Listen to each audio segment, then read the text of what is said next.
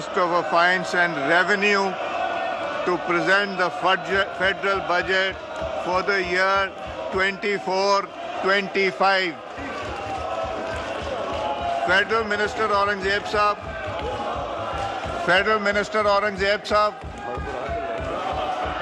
Aurangzeb Sahab, kindly present the budget.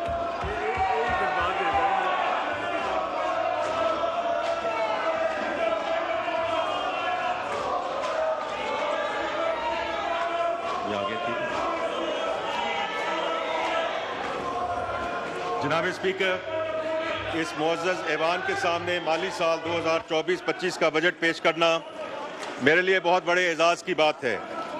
فروری 2024 کے انتخاب کے بعد مخلوط حکومت کا یہ پہلا بجٹ ہے اور میں وزیر اعظم میاں محمد شہباز شریف صاحب کی قیادت میں اتحادی حکومت میں شامل سیاسی جماعتوں کی قیادت، خصوصاً میاں محمد نواز شریف صاحب، بلاول بھٹو زرداری صاحب، خالد مقبول صدیقی صاحب، چودھری شجاعت حسین صاحب، عبدالعلیم خان صاحب اور جناب خالد حسین مقصد صاحب کی رہنمائی کے لیے دل کی عطا گہرائیوں سے شکریہ ادا کرنا چاہتا ہوں۔ جناب اسپیکر، میں سمجھتا ہوں کہ سیاسی اور معاشی چیلنجنگ کے باوجود پچھلے ایک سال کے دوران اقتصادی محاذ پر ہماری پیش رفت متاثر کن رہی ہے۔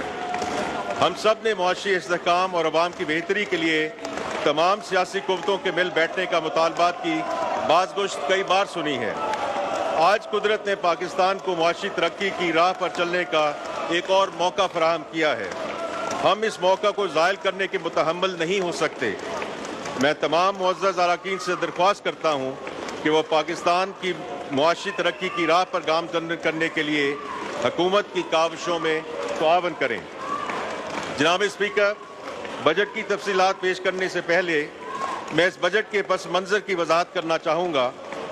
میاں محمد نواز شریف نے پاکستان میں 1990 میں جن معاشی اصلاحات کی بنیاد رکھی، ان کو آگے بڑھاتے ہوئے وزیر اعظم محمد شہباز شریف کی قیادت میں ہوم گرون ریفارم ایجنڈا کے ذریعے موجودہ معاشی مسائل پر قابو پا کر ترقی کی رفتار کو بڑھایا جائے گا۔ کچھ ہی عرصہ قبل پاکستان کی معیشت کو مشکل حالات کا سامنا تھا، کیونکہ اسٹیٹ بینک کے پاس موجودہ ذخائر 2 ہفتوں سے کم مدت کی درآمد کے لیے ہی کافی تھے۔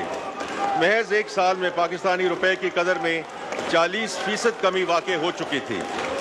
اقتصادی ترقی تقریباً صفر کے قریب تھی اور افراط زر اس سطح پر پہنچ گیا تھا کہ لوگ تیزی سے غربت کی لکیر سے نیچے جا رہے تھے۔ ان حالات سے نکلنا خاصا مشکل نظر آ رہا تھا۔ جناب اسپیکر، پچھلے سال جون میں IMF پروگرام اپنے اختتام کو پہنچ رہا تھا اور نئے پروگرام سے متعلق بہت غیر یقینی کیفیت تھی۔ نئے IMF پروگرام میں تاخیر انتہائی مشکلات پیدا کر سکتی تھی۔ مجھے وزیر اعظم جناب محمد شہباز شریف کے گزشتہ حکومت کی تعریف کرنی ہوگی، جس نے IMF کے ساتھ سٹینڈ بائی ارینجمنٹ کا معاہدہ کیا۔ اس پروگرام کے تحت لیے جانے والے اقدامات کے نتیجے میں معاشی استحکام کی راہ ہموار ہوئی، ایک غیر یقینی کی صورتحال اختتام کو پہنچی۔ جناب اسپیکر، گزشتہ چند مہینوں میں ہماری مسلسل کاوشوں کے نتائج ہمیں تسلی دیتے ہیں کہ ہم صحیح سمت میں گامزن ہیں۔ مہنگائی، جو کہ وزیر اعظم اور ان کی ٹیم کا توجہ کا مرکز ہے، مئی میں کم ہو کر تقریباً 12% کے قریب آ گئی ہے۔ اشیاء خورد و نوش اب عوام کی پہنچ میں ہیں۔